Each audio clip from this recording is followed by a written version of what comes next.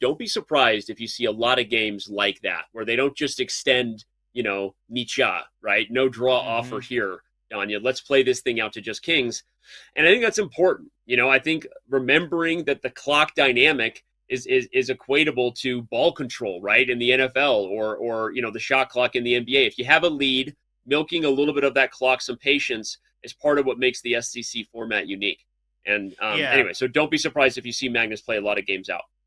And some people get annoyed when games are extended. We saw that in Hikaru's match yesterday. He was literally, sitting out the rest of his time when it was made in one. So you could look at that negatively, or you could choose to look at it positively and say, hey, this is an interesting added wrinkle.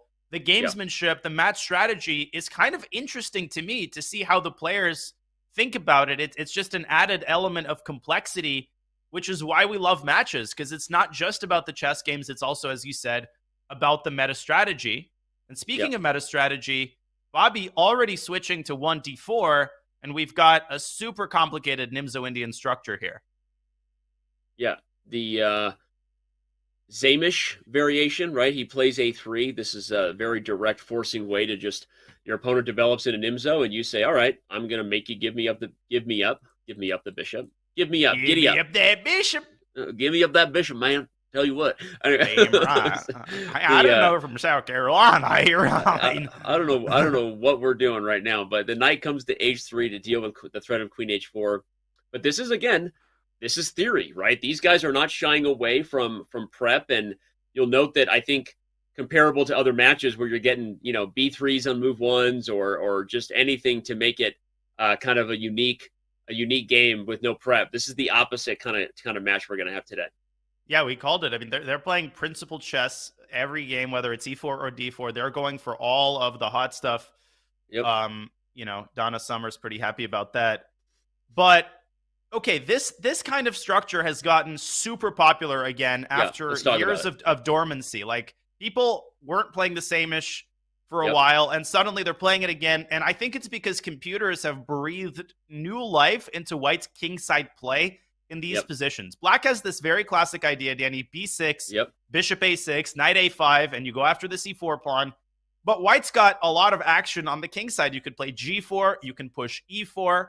I'm always skeptical about White's position here because I feel like there are a lot of weaknesses.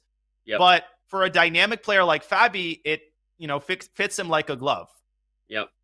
No, you highlighted it well. And again, the forced variations of the Zamish, which are defined by the move 5a3, were not as popular because this positional edge seemed like something that will inevitably favor Black in the long term. And as Danya just said, he kind of likes Black too. There's also rook c8 to come. So really, you could just say the doubled c-pawns are doomed.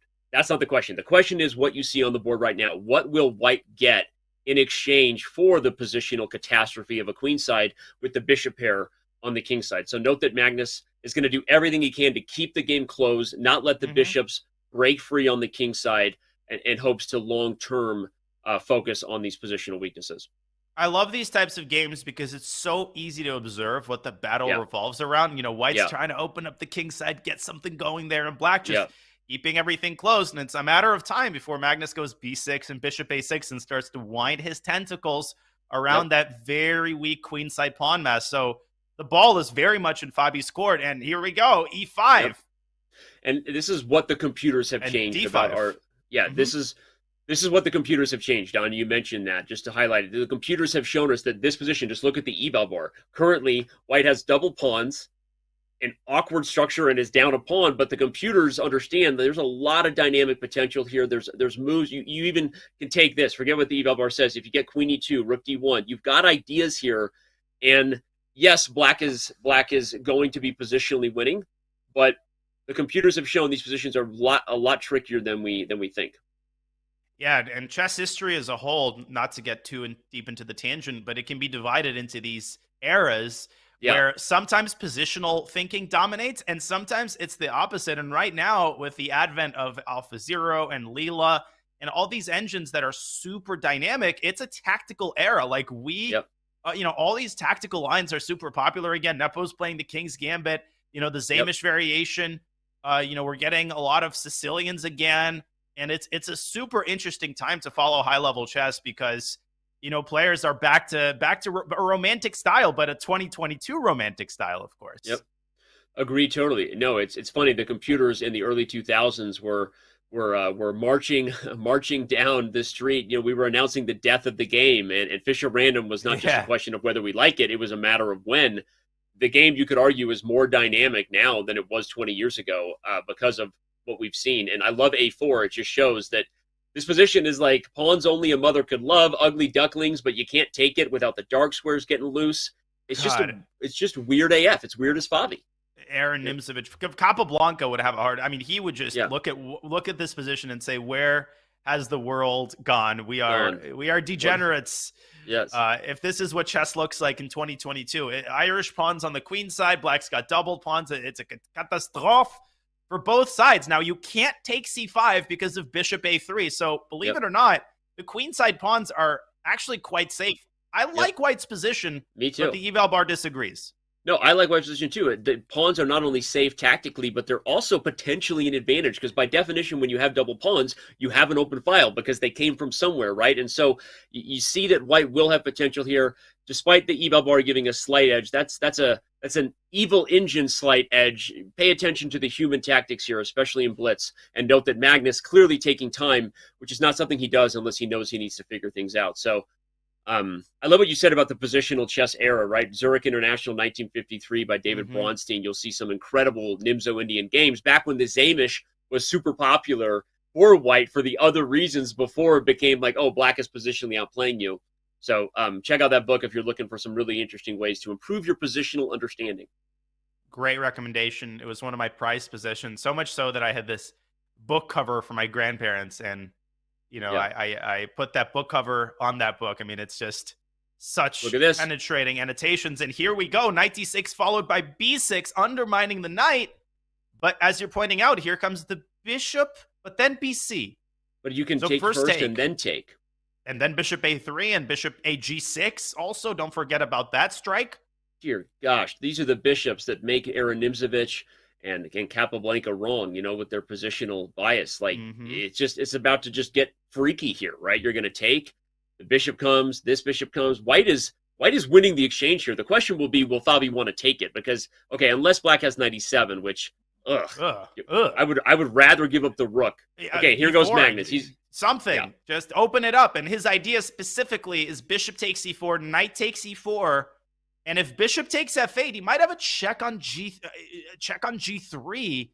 And I mean, he's hanging by a thread. But if you're Fabi, you might just want to take the knight on e4 and make the practical call and then play something like c5 to undouble your pawns, rook fe1. I mean, lots of items on the menu here for white. Let's bring up the analysis board when we get a second, because I want to show Danya's knight g3 check. I think you were not only right, Danya. I think that was incredibly critical for Fabi to see that idea. That was like, I wanted to tell you to shush your mouth when you're talking to me, because look at Danya shushing his mouth. Look at this potential trap Magnus just laid, and suddenly, boom. I was calculating that in my head as you said it, and I was like, it's not just the practical decision. Magnus, being Magnus, had set up a really freaky, forky looking trap. That freaky, forky looking guy, Look at that. I love the way Magnus is handling the defensive task. And just like Fabi defended actively in the previous game, here Magnus is doing the same thing. He says, hey, I'm losing all my pawns. I get it.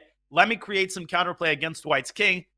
Here comes the other rook to d2. This is terrifying for Fabi, even if he's winning objectively, because all of black's pieces are in the attack. Knight to d3 is a smothered mate threat. Oh my gosh. Sorry. I was like, I didn't have a response. So there's also queen coming out here, and Man. At some point knight takes f3 threats, right? Because you're getting shellacked over here on the second rank. This is wild. Fabi sees knight d3, wants to put the bishop on d4. I don't not like it. Well, knight d3, there's also this weird move, rook b8, kind of forcing the tactical queen trade. But even in the endgame, your pawn on g2 is under serious fire. So, apparently knight d3 wasn't the move. I think you have to go rook b8 now. You could play... Where can you go? You can play queen c7. And actually, that might be the fearless way to continue. But hey, I don't want to have anything to do with that line. I mean, if I'm either color. Queen to c7 not only guards the bishop, who, by the way, guards checkmate, it keeps the threat of rook to b8 alive. And by the way, Rook You takes got a g7 second also rank. move. I've got a 7th rank, Danya. Queen c7, if he's okay, he doesn't. He goes to that.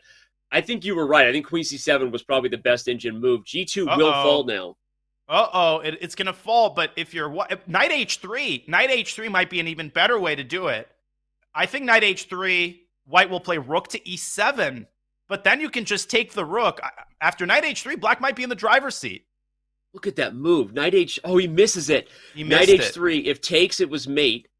Oh, and if you took and the king took, it was mate. By the way, knight h3 was freaking crazy for Magnus. He's gone knight d3. He's gone the other way. Where is he going? I think knight e1 and knight takes f3 maybe. He also wants to push the e-pawn and obviously dislodge the bishop from this diagonal. It's anybody's game. Let's watch. Magnus switches to the a-pawn. He's now a little worried. Time ticking away for both players. Draw. They think draw. You can take all pawns. He's down 3 pawns, and I think it's going to be a draw. Talk about some bad pawns coming back to bite you in a Nimzo. Look at this. The storyline of the Nimzo proves correct. You have 3 extra pawns, and they suck. Sorry, can I say that? They suck? No, they suck, and he's not even taking them quickly. He's taking them at his leisure. Yeah, this is hilarious. He's just going back to c2 and saying, you can't move the rook on c1. Okay, it's going to be a draw. Bobby not going to convert this one. And as I said, I think you're going to see Magnus play a lot of games out. Bobby's just sitting tight, saying, look, man, this is over. But, okay, there's no way to lose this king and pawn ending. Yeah, I mean, you got to be a little careful. But with Magnus, you can lose any endgame.